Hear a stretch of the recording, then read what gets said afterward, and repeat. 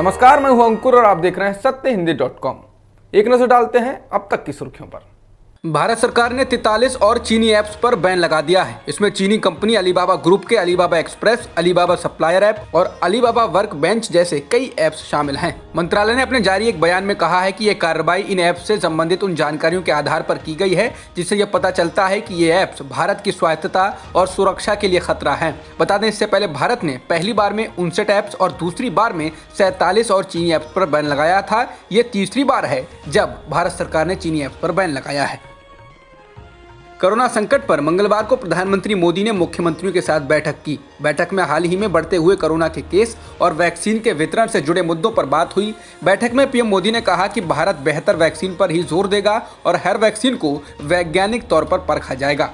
PM Modi ने कहा कि वैक्सीन कब आएगी इसका वक्त हम तय नहीं कर सकते, बल्कि ये वैज्ञानिकों के हाथ में है। पीएम ने कहा कि कुछ लोग वैक्सीन पर राजनीति कर रहे हैं। हालांकि कोरोना की वैक्सीन पर जब राजनीति की बात आई तो सोशल मीडिया पर लोगों ने बिहार में निर्मला सीतारमण द्वारा फ्री में वैक्सीन देने के चुनावी घोषणा को भी याद दिला दिया। आरबीआई के पूर्व गवर्नर रघुराम राजन और पूर्व डिप्टी गवर्नर विरल आचार्य ने भारतीय कॉरपोरेट घरानों को बैंक स्थापित करने की अनुमति देने की सिफारिश की आलोचना की है। उन्होंने कहा कि कॉरपोरेट घरानों को बैंक स्थापित करने की मंजूरी देने की सिफारिश आज के हालात में चौंकाने वाली है।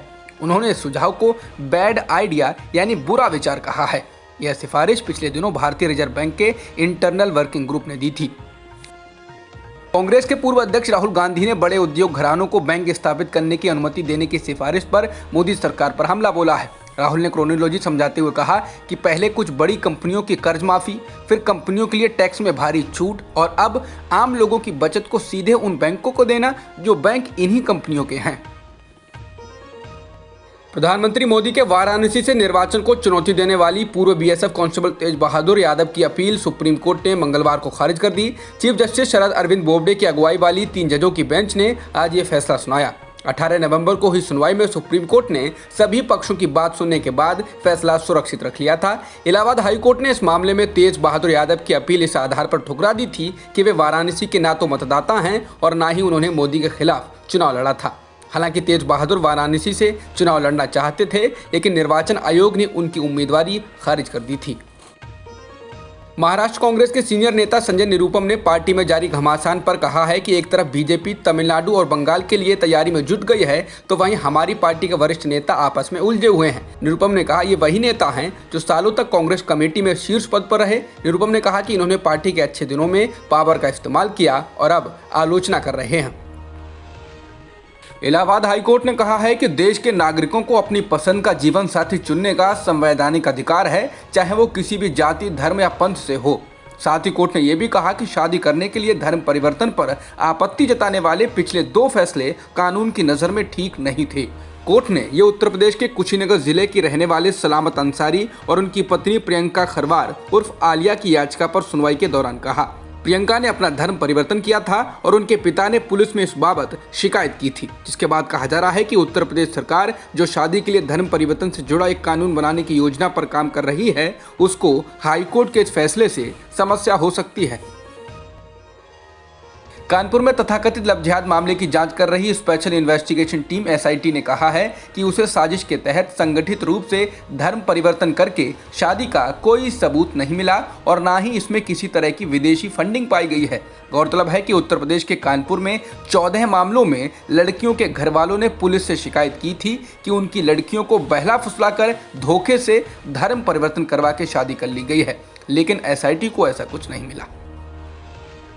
शिवसेना विधायक प्रताप सरनाईक के आवास और दफ्तर पर प्रवर्तन निदेशालय यानी ईडी ने छापेमारी की है। हालांकि छापेमारी किस सिलसिले में की गई है इसको लेकर कोई खुलासा नहीं हुआ है। ये छापेमारी मुंबई और ठाणे के 10 ठिकानों पर की गई है। छापेमारी के दौरान प्रताप सरनाईक के बेटे विहांग को ईडी दफ्तर लाया गया है। बता दें, सरनाईक ने ही रिपब्लिक टीवी के प्रधान संपादक अर्नब गोस्वामी के खिलाफ विशेषाधिकार हनन प्रस्ताव लाए थे और उन्होंने ही अन्वय नायक की आत्महत्या की जाँच फिर से शुरू करने की मांग की थी, जिसमें अर्नब गोस्वामी को गिरफ्तार भी किया गया था। आम्रपाली बिल्डर्स के ग्राहकों ने मंगलवार को सुप्रीम कोर्ट को बताया कि ग्रुप के प्रमोटर अनिल शर्मा ने अदालत के आदेश के बावजूद 250 करोड़ रुपए नहीं जमा कराए हैं। सुप्रीम कोर्ट ने 23 जुलाई 2019 को अपने आदेश में अनिल शर्मा को यह आदेश दिया था कि वो रकम जमा कराएं, लेकिन ऐसा अभी तक नहीं किया गया है। वहीं सुप्रीम कोर्ट ने इस मामले को गंभीरता से लिया और अनिल शर्मा के वकील की दलीलों को खारिज करते हुए ये आदेश पर अमल का निर्देश दिया। भारत ने ब्रह्मोस सुपरसोनिक क्रूज मिसाइल के लैंड अटैक वर्जन का सफल परीक्षण किया है। मिसाइल से इस द्वीप समूह के एक अन्य वीरान द्वीप पर लगाए गए टारगेट को ध्वस्त किया गया। आज हुए परीक्षण का मकसद था मिसाइल की रेंज को बढ़ाना। जमीन से जमीन पर मार करने वाली इस मिसाइल की रेंज को बढ़ाकर 400 किलोमीटर किया गया। महाराष्ट्र में भी लगातार राजनीतिक हलचल जारी है। केंद्रीय मंत्री राव साहेब दानवे पाटिल ने दावा किया है कि राज्य में बीजेपी की सरकार जल्द ही बन सकती है। तो वहीं पूर्व मुख्यमंत्री देवेंद्र फडणवीस ने कहा है कि जब राज्य में महाराष्ट्र विकास अघाड़ी की सरकार गिर जाएगी उसके बाद सही समय पर शपथ ग्रहण समारोह होगा। इस बार सुबह के वक्त शपथ नहीं ली जाएगी, लेकिन ऐसे वाकयों को याद नहीं किया जाना चाहिए। अमेरिका में डोनाल्ड ट्रंप ने मान लिया है कि नवनिर्वाचित राष्ट्रपति जो बाइडेन को सत्ता सौंपने की औपचारिक प्रक्रिया शुरू हो जानी चाहिए। सोमवार को अगले राष्ट्रपति जो बाइडेन के प्रशासन के लिए रास्ता बनाने वाली सरकारी एजेंसी ने कहा है कि वो सत्ता हस्तांतरण में लगाए गए रोक को आखिरकार हटा रही है। इसके बाद ट्रंप ने भी इशारे दिए कि अब जनरल सर्विसेज एडमिनिस्ट्रेशन को वो करना चाहिए जो करने की जरूरत है। भारत में एक दिन में 37,975 नए कोरोना संक्रमण के मामले दर्ज किए गए हैं और 480 लोगों की जान भी गई है। इसके साथ ही देश में कुल संक्रमितों का आंकड़ा 91,77,000 के पार हो गया है और मृतकों की संख्या 1,34,000 के पार हो गई है। फिलहाल एक्टिव मामले 4,38,000 के पार हैं। जॉन्स हॉपकिंस यूनिवर्सिटी के मुताबिक दुनिया में कोरोना संक्रमितों का आंकड़ा 5,93,00,000 के पार हो गया है और मृतकों की संख्या 13,99,000 से ज्यादा हो चुकी है। फिलहाल वर्ल्डोमीटर्स वेबसाइट के मुताबिक 4,11,00,000 से अधिक लोग ठीक भी हो चुके हैं। जॉन्स हॉपकिंस यूनिवर्सिटी के मुताबिक अमेरिका में कोरोना संक्रमितों की संख्या 1,24,00,000 के पार हो गई, तो वहीं मृतकों की संख्या 2,57,000 से अधिक हो चुकी है।